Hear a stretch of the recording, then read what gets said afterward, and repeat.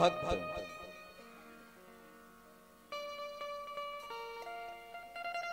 कहो कृष्ण बोलो कृष्ण लहो कृष्ण नाम, रात्रे दिने दियो तुमी कृष्ण पाद पद में ध्यान।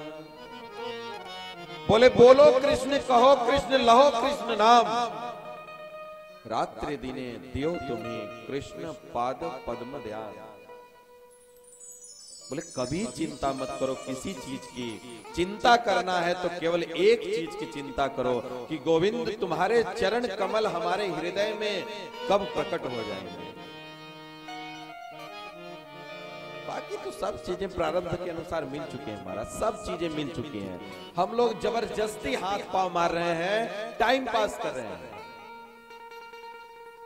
नीति शास्त्र का कहना है आयु कर्म च वित्यम च विद्या निधन में वच, पंचैतान्यपि सृज्यन्ते गर्भस्थस्यैव देहिना।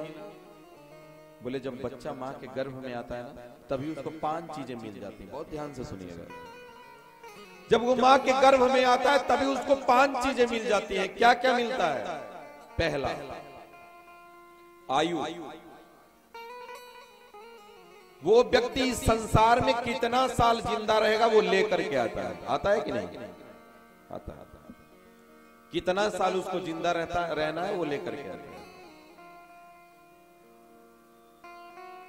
कर्म, उसको क्या कर्म करना है? जूता पालिश करना है, नौकरी करना है, डीएम बनना है, राष्ट्रपति बनना है।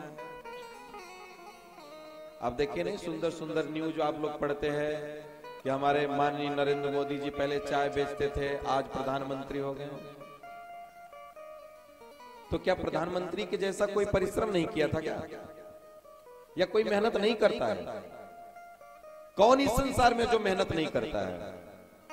मेहनत प्रत्येक व्यक्ति करता है, लेकिन मिलता उसी को है जिसने प्रारब्ध में अपने लेकर के आए। जो अपने प्रारब्ध में लेकर के आए मिलता उसी को है। मेहनत करने के लिए तो दिन रात लोग मेहनत कर रहे हैं। कोई क्यों नहीं प्रधानमंत्री बन जा रहा? वो आदमी चाय बेचते बेचते आज प्रधानमंत्री हो गए। सोचने वाली बात है। हम लोग कहते हैं वो बहुत परिश्रम किया, बहुत लगन से लगा रहा। क्या तुम लगन से नहीं लगे हो क्या? थोड़ा लग के दिखा दो, अपने बच्चे को ही लगा कर दिखा दो।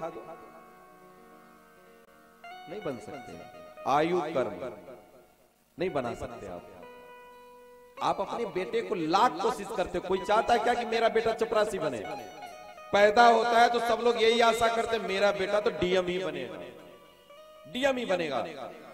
लेकिन जब बड़ा होकर के बिगड़ जाता है, दारू पीने लगता है, नशाखोरी करने लगता है, और जब नौकरी भी नहीं पाता है, एटीएम लूटने लगता है, दूसरों के घरों में लूटने लगता है, तब क्या कहते हो आप? प्रयास बहुत किए लेकिन बना नहीं। बना इसलिए नहीं पाया क्योंकि उसके भाग्य में ही नहीं थे, इसलिए नहीं बना पाया। जो व्यक्ति भाग्य को लेके आया है ना, उसको बनाने की जरूरत नहीं पड़ती। अभी देखे हैं ना, अभी पेट्रोल उसके पिताजी भरते थे, पेट्रोल पंप पर काम करते थे, आईएएस बन गए। रिक्शा चालक का बेटा आईएएस बन जा रहा है। तुम सारी सुख सुविधा दे रहे हो, इन्वर्टर लगाए हो, घर में एसी लगाए हो, टेबल मेज फैन सारी व्यवस्था बच्चे को दियो, क्यों नहीं बन पा रहा है? नहीं बन सकते, नहीं बन सकते।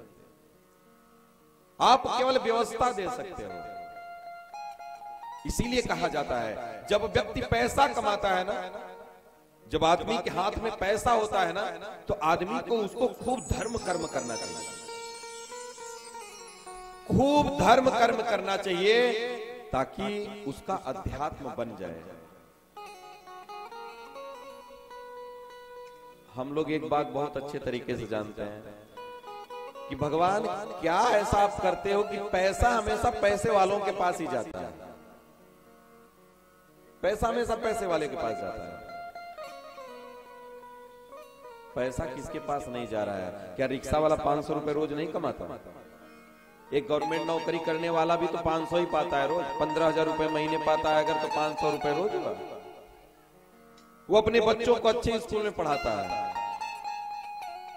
अच्छा खाता है, अच्छे सोसाइटी में रहता है, अच्छा घर बनवा लेता है, विकास करता है। लेकिन एक रिक्शे वाला 500 रुपए रोज कमाता है, वो गरीब क्यों है? वो गरीब नहीं है, उसका स्वभाव गरीब है। 500 कमाएगा दुष्ट तो आएगा 200 रुपए का पी करके रात को सोएगा ना रात को 200 का तो ढरका करके सो गया और 200 परिवार में खर्चा कर दिया, बचा 100 रुपए। तुम 100 रुपए में क्या करोगे? क्या करोगे 100 रुपए में? आज गरीब इसीलिए कहा जाता है गरीबों को पैसा मत दिया करो। हमारे प्रभुपाद जी कहते थे, एक बार एयरपोर्ट पर उतरे, बहुत सारे भिखारी आ गए मांगने के लिए पैसा, बोले हमको दीजिए हमको दीजिए। हमारे प्रभुपाद जी ने यही कहा था, जिस तरीके का मैं जीवन जी रहा हूं तुम मेरे साथ चलो। मैं आश्रम खोलता हूं और तुम्हारे जैसे लोग अगर हमारे जैसा जीवन जिएंगे तो खाना पीना सब कुछ फ्री, तुम्हें कपड़ा ओढ़ना सब कुछ फ्री। आप बुला करके आप उसको घर ला करके बैठाओ, देखो करता है? नहीं करेगा, बिल्कुल नहीं करेगा। इसलिए किसी को पैसा मत दो। उसको रोटी खाने के लिए नहीं मिलती है, लेकिन उसके सर के नीचे देखोगे गुटखा का पैकेट, सुरती का पैकेट जरूर आपको मिलेगा। और इसका पाप कौन भोगेगा? जो पैसा उसके हाथ में दिया है वो। कहते हैं महाराज हम जीवन में कोई पाप किए ही नहीं तो हम पाप क्यों भोग रहे हैं? भोगने का केवल एक ही कारण है कि यदि आपने किसी व्यक्ति को पैसा दिया, अगर उस पैसे के द्वारा कोई अपराध हुआ, पाप हुआ, तो पाप का 6वां हिस्सा आपके अंदर में आएगा, आपके खाते में आएगा। 6वें भाग के मालिक आप बनेंगे। और यदि आपने किसी ऐसे व्यक्ति को पैसा दिया, जो व्यक्ति ले गया, ठाकुर जी को भोग लगाया, खाना रसोई करके ठाकुर जी को भोग लगा के खाया और खा करके भजन किया, तो उसके भजन का जो फल है 6वां हिस्सा आपके खाते में आएगा। क्यों कहा जाता है महाराज कि पैसा कमा रहे हो तो धर्म करो, धनात् धर्मम तथा सुखम, ये शास्त्र कह रहा है, हम नहीं कह रहे हैं। धर्म, धन कमा रहे हो तो खूब धर्म करो, खूब धर्म कर्म करो, उसमें लगाओ, उससे आपको शांति मिलेगी, शांति मिलेगी। इसलिए कभी ऐसे लोगों को कभी पैसा नहीं देना चाहिए, कभी नहीं पैसा देना चाहिए। साधु के आगे न कोई पीछे, न बीबी न बच्चा, न कोई उसका संसार है।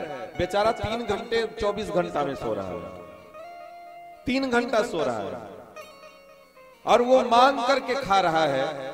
10 लड़के पैदा किया है, फुटपाथ पर घूम रहे हैं वो, और सब मांग करके खा रहे हैं।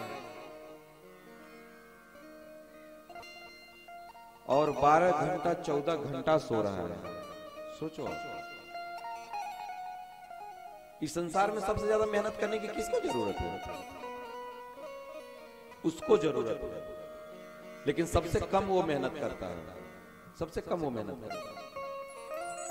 इसलिए गरीब गरीब होता है केवल अपने चरित्र से, अपनी आदत से वो गरीब होता है। अगर वो, अब जान लो, यदि 200 रुपए का रोज पीता है, अगर 200 रुपए वो अकाउंट में जमा करे तो साल में कितना होगा? लाखों रुपए हुआ ना? लाखों रुपए बचत किया कि नहीं? लाखों रुपए से तो घर बनवा सकता है, बेटा बेटी की शादी कर सकता है, लेकिन दूसरों के सामने उसकी रोने की आदत हो गई है कि हमारे पास नहीं है, हम तो गरीब हैं। गरीब तुम हो क्यों? पूर्व जन्म में गलत काम किए थे जो फुटपाथ पर पैदा हुए, और इस जन्म में भी तुम ऐसा काम कर रहे हो कि अगले जन्म में सुअर बनोगे।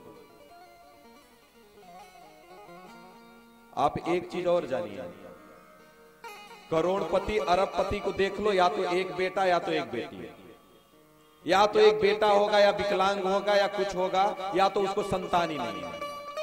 क्यों?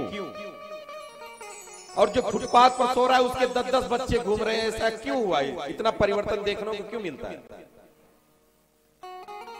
इसके पीछे केवल एक ही कारण है कि इस संसार में धर्म कर्म करने वाले कितने लोग हैं? आपके आस पड़ोस में कितनी जनसंख्या है? 5-6 हजार लोग रहते होंगे। कथा सुनने कितने लोग आते हैं? इतने। इस संसार में अच्छा कर्म करने वाला, अच्छा धर्म करने वाला कौन होता है? बहुत कुछ लोग होते हैं। कहते हैं कोटि सोफी सुदुर्लभ, बोले भक्त करोड़ों में बहुत एक दो चुने होते हैं। तो अब बताओ, जो भगवान का प्रिय है, जो भगवान का अपना है, जो धर्म कर्म करने वाले की संख्या कम है, तो अमीर घर में सुख भोगने के लिए जन्म किसका होगा? जो सुख भोगने योग्य है उसी का तो जन्म उसके घर में होगा। तो धार्मिक लोगों की संख्या कम है, इसलिए अमीरों के घर में संख्या कम है। पापियों की संख्या ज्यादा है, इसलिए फुटपाथ पर पैदा होने वालों की संख्या ज्यादा है।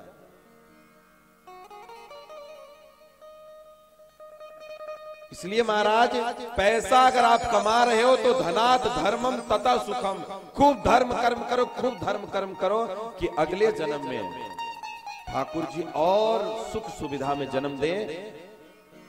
सुख सुविधा के साथ साथ आपको भक्त घर में जन्म देगा, ताकि आप और बड़े बड़े आयोजन करो, और आप धर्म कर्म करो, और आपके अंदर भगवत निष्ठा। पैसा भगवान इसीलिए देता है आदमी को। जैसे किसी व्यक्ति को हम नहीं जानते, वो आया हमारे पास रोने लगा कि हमें 2000 रुपए दे दीजिए, 2000 रुपए दे दीजिए। हमने जाना नहीं, हमने उसको दे दिया। देने के बाद पता चला यार ये तो बड़ा बेकार आदमी था, हमने तो इसको दे करके बड़ा गलत किया, ये तो नशेड़ी है, ये तो पैसा ले गया नशा करने के लिए। देने के बाद जैसे आपको पहचान आती है, वैसे भी भगवान ने भी गलती कर दी कि तुम्हारे पास धन दिया, तुम तो पापी हो, उस धन से तुम पाप कर्म कर रहे हो, दारू पी रहे हो, नशा खा रहे हो, गुटखा खा रहे हो, ऑर्केस्ट्रा करवा रहे हो, तुम उस पैसे से तो अधर्म कर रहे हो। भगवान कहते बेटा ये बार तो भूल हो गई, अगले बार कम बैक आना, फिर हम तुमको बताएंगे। अगले जन्म में जाना तो फिर हिसाब किताब होगा बराबर। इसलिए हम लोगों को ये जीवन बहुत सोच समझकर जीने की जरूरत है, एक एक कदम फूंक करके रखने की जरूरत है। इसलिए हम लोगों को आयु मिल गया, कितना साल जीना है, कर्म मिल गया कि आप क्या कर्म करोगे अपने जीवन में, नौकरी करोगे या क्या करोगे या क्या नहीं करोगे। आयु कर्म, वित्तम पैसा। आप अपने पूरे जीवन में 1 अरब कमाओगे, 2 अरब कमाओगे, 3 अरब कमाओगे, कितना आपके पूरे जीवन में कमाई होगी वो फिक्स है। उससे ना तो आप 1 रुपए कम कमा सकते हो, ना 1 रुपए अधिक कमा सकते हो, ये भी फिक्स है। पैसा भी फिक्स है। विद्या, कितनी पढ़ाई करोगे आप, कितनी स्टडी करोगे, 10 पास करके छोड़ दोगे या 12वीं करके छोड़ दोगे या बीएससी एमएससी एलएलबी क्या करोगे, ये सब फिक्स है। जितना आपके भाग्य में विद्या है उतना ही ग्रहण कर सकते हो, उससे ज्यादा नहीं कर सकते। अच्छा, आपने एक बात और देखा होगा, आज तक पैसे की कमी से आपने पढ़ाई छोड़ते देखा होगा, देखें कि नहीं? सब लोग देखे होंगे कि महाराज मेरे पास पैसे नहीं है इसलिए हमने पढ़ाई छोड़ी। अच्छा, कभी ने आपने ये देखा कि महाराज हमारे पास पैसा नहीं इसलिए हमने नशाखोरी करना बंद कर दिया? कभी सुना? किसी के मुख से सुना हुआ कि हमारे पास पैसा नहीं इसलिए हम अब नशा करना छोड़ दे रहे हैं? कभी सुने? नहीं सुने हो। लेकिन हमारे पास पैसा नहीं है इसलिए हम पढ़ाई छोड़ दे, ये बहुत सुने हो, बहुत सुने हो। सोच लो उसका मेंटल लेवल कहां है, कहां है उसका मेंटल लेवल।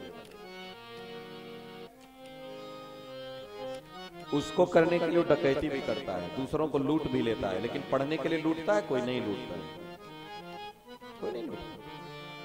तो वित्त भी आपके भाग्य में जितना है उतना आपको मिलेगा, उसके लिए भी परेशान होने की जरूरत नहीं है। विद्या जितना आपके भाग्य में है उतना आपको मिलेगा। और निधन एवं, कब आपको मरना है ये भी आपका फिक्स है। अब बताओ आप काहे के लिए परेशान हो रहे हो? आपको जीवन में इन्हीं 5 चीजों के पीछे तो परेशान हो रहे हो। जीवन में यही 5 चीजों तो चाहिए, इन्हीं 5 चीजों के पीछे आप दिन रात हाथ मार रहे हो, और ये आपके प्रारब्ध के अनुसार मिल चुका है। मिला नहीं है केवल आपको तो भगवान की भक्ति, यदि आपके जीवन में कुछ नहीं मिला है तो वो है भगवान की भक्ति। यदि कुछ करना है इस जीवन में तो प्रयास ये करो कि ये मति कैसे भगवान के चरणों में रति हो जाए, कैसे ये मन भगवान में लग जाए। यदि जीवन में प्रयास करना है तो केवल इसीलिए करना है, इसीलिए करना है। और किसी चीज के लिए प्रयास मत करो, सब कुछ आपको मिला, सब कुछ मिला। प्रयास करना है तो केवल एक चीज के लिए करो कि हमारे अंदर भक्ति कैसे है, भक्ति कैसे है।